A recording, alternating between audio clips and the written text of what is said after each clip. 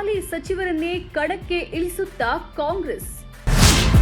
Mandya seat ಜೆಡಿಎಸ್ಗೆ, ಸುಮಲತಾ ಕಥೆಯೇನು?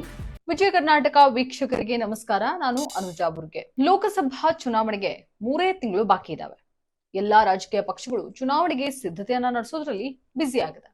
ಅಭ್ಯರ್ಥಿಗಳನ್ನ ಆಯ್ಕೆ ಮಾಡೋದು ಅತ್ಯಂತ ಪ್ರಮುಖ ಘಟ್ಟ ಕೂಡ ಆಗಿದೆ.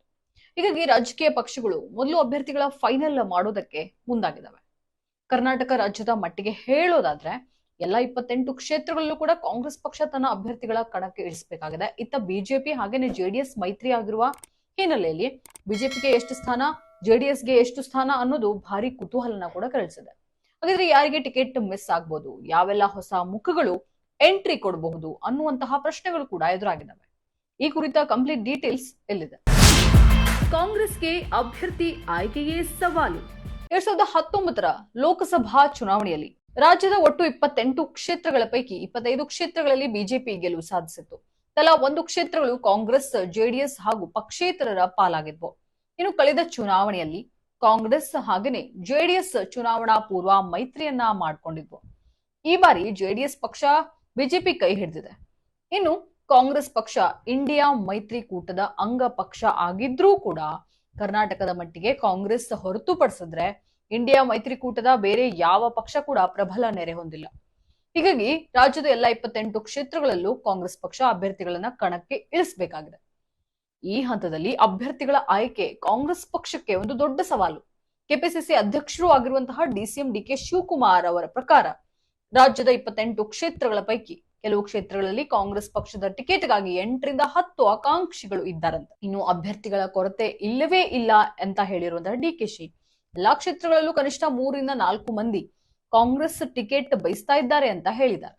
ಜೊತೆಲೇನೆ ರಾಜ್ಯ ಕಾಂಗ್ರೆಸ್ ಸರ್ಕಾರದ ಕೆಲವು ಶಾಸಕರು ಕೂಡ, ಸಚಿವರು ಕೂಡ ಲೋಕಸಭಾ ಚುನಾವಣೆಯಲ್ಲಿ ಸ್ಪರ್ಧಿಸುವ ಸಂದರ್ಭ ಬಂದರೂ ಬರಬಹುದು ಅಂತ ಡಿಕೆಶಿ ಮುನ್ನೆಚ್ಚರಿಕೆಯನ್ನ ಕೊಟ್ಟಿದ್ದಾರೆ. ಗ್ಯಾರಂಟಿ ಭಾಗ್ಯ ಕಾಂಗ್ರೆಸ್ ಕೈ ಹಿಡಿಯುತ್ತಾ? ಬಿಜೆಪಿ ವಿರುದ್ಧ ಭ್ರಷ್ಟಾಚಾರ ಆರೋಪ ಮಾಡೋದರ ಜೊತೆಯಲ್ಲಿ ಹಲವು ಗ್ಯಾರಂಟಿ ಭಾಗ್ಯಗಳನ್ನ ಘೋಷಣೆ ಮಾಡಿ ವಿಧಾನಸಭಾ ಚುನಾವಣೆಯಲ್ಲಿ ಕಾಂಗ್ರೆಸ್ ಪಕ್ಷ ಗೆಲುವಿನ ನಗೆ ಬೀರಿತ್ತು. ಆದರೆ ಲೋಕಸಭಾ ಚುನಾವಣೆ ಕಾಂಗ್ರೆಸ್ ಪಕ್ಷಕ್ಕೆ ಸವಾಲಾಗಿ ಪರಿಣಮಿಸುವ ಸಾಧ್ಯತೆ ಇದೆ ಎನ್ನಲಾಗ್ತಿದೆ. ಎಲ್ಲ ಕ್ಷೇತ್ರಗಳಲ್ಲೂ ಕಾಂಗ್ರೆಸ್ ಟಿಕೆಟ್ ಆಕಾಂಕ್ಷಿಗಳು ಇದ್ರೂ ಕೂಡ ಬಹುಪಾಲು ಕ್ಷೇತ್ರಗಳಲ್ಲಿ ಸಮರ್ಥ ಅಭ್ಯರ್ಥಿಗಳ ಕೊರತೆ ಇದೆ ಅನ್ನೋ ಮಾಹಿತಿ ಇದೆ.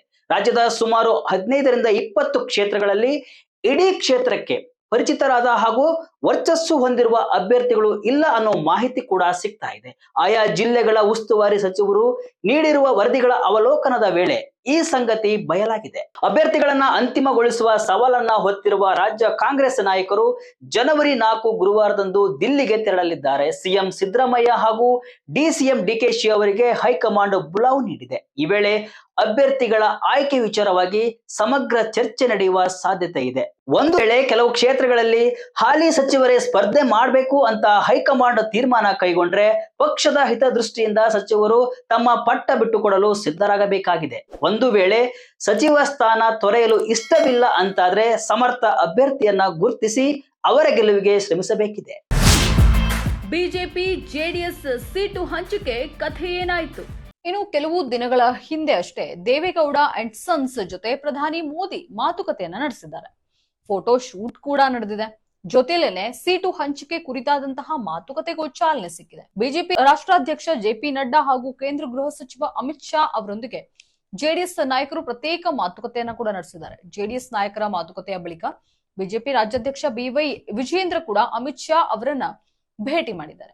ಬಿಜೆಪಿ ಜೆಡಿಎಸ್ ಸೀಟು ಹಂಚಿಕೆ ವಿಚಾರದ ಚರ್ಚೆ ಇನ್ನೂ ಪ್ರಾಥಮಿಕ ಹಂತದಲ್ಲಿ ಇದೆ. ಬಹುತೇಕ ಜನವರಿ ಅಂತ್ಯಕ್ಕೆ ಧನುರ್ಮಾಸ ಮುಗಿದ ಬಳಿಕ ಯಾರಿಗೆ ಎಷ್ಟು ಸೀಟು ಅನ್ನೋದು ಫೈನಲ್ ಆಗ್ಬೋದು. ಸಂಕ್ರಾಂತಿಯ ಬಳಿಕ ಸಿಹಿ ಸುದ್ದಿ ನೀಡ್ತೇನೆ ಅಂತ ಕುಮಾರಸ್ವಾಮಿ ಈಗಾಗಲೇ ಘೋಷಣೆ ಕೂಡ ಮಾಡಿಕೊಂಡಿದ್ದಾರೆ. ಇನ್ನು ಮೂಲಗಳ ಪ್ರಕಾರ ಹಳೆ ಮೈಸೂರು ಭಾಗದ ಕೆಲವು ಕ್ಷೇತ್ರಗಳು ಜೆಡಿಎಸ್ ಪಾಲಾಗಬಹುದು. ಹಾಸನದಲ್ಲಿ ಜೆಡಿಎಸ್ ಸಂಸದರೇ ಇದ್ದಾರೆ. ಹೀಗಾಗಿ ಹಾಸನ ಜೊತೆಯಲ್ಲೇ ಕನಿಷ್ಠ 3 ಕ್ಷೇತ್ರಗಳಾದ್ರೂ ಜೆಡಿಎಸ್ಗೆ ಸಿಗಬಹುದು ಅನ್ನುವಂತಹ ನಿರೀಕ್ಷೆ ಇದೆ.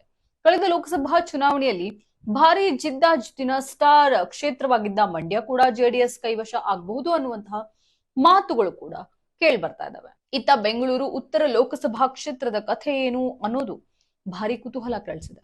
ಹಾಲಿ ಸಂಸದ ಸದಾನಂದ ಗೌಡ ಈಗಾಗಲೇ ಚುನಾವಣಾ ರಾಜಕಾರಣದಿಂದ ನಿವೃತ್ತಿ ಘೋಷಣೆ ಮಾಡಿದ್ರು. ಮತ್ತೆ ಸ್ಪರ್ಧೆ ಮಾಡುವಂತೆ ಒತ್ತಡ ಬರ್ತಾ ಇದೆ ಅಂತ ಹೇಳಿದ್ದಾರೆ.